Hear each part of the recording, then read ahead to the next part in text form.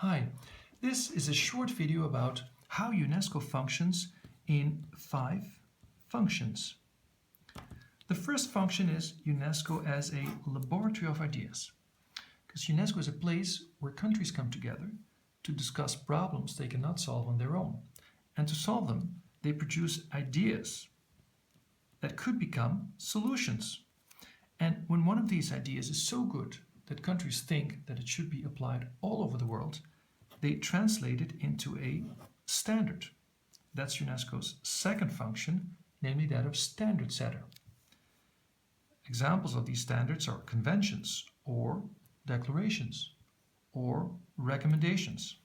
And concrete examples in UNESCO are UNESCO's World Heritage Convention or UNESCO's Anti-Doping Convention or UNESCO's Universal Declaration on Bioethics and Human Rights. These instruments, they help countries to protect cultural heritage and to protect sport against unfairness because some athletes use doping, for example.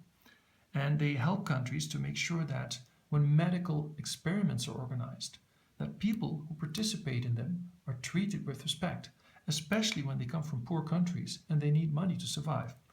Now, how can these standards be implemented? Well, there are many ways to do so. And UNESCO's third task, is again to bring countries together, but not to produce ideas, but to learn from each other about the right methodologies to use to implement standards. That is what we call a clearinghouse, meaning exchanging ideas, best practices. UNESCO's fourth function is about helping countries to actually implement these methodologies. Because even when a country knows how to implement the World Heritage Convention or the Anti-Doping Convention, it still needs trained people to actually do the trick. So that is why UNESCO trains people, provides trainings in workshops that enable countries to actually implement these instruments. This is called capacity building. Now, and when this works well, UNESCO's fifth and last function is to make sure that it continues to work well. And that is called international catalyzation, meaning helping countries to come together to produce good ideas, helping countries to come together to produce good standards, helping countries to come together to learn from each other, and helping countries to come together to benefit from expertise they can receive from UNESCO and also from each other.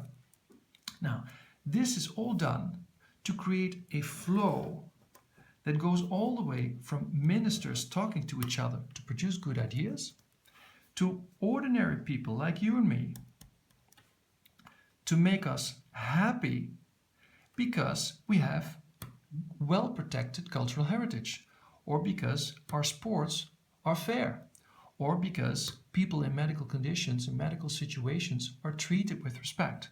We could call this the flow of happiness. And I wish you a very happy day.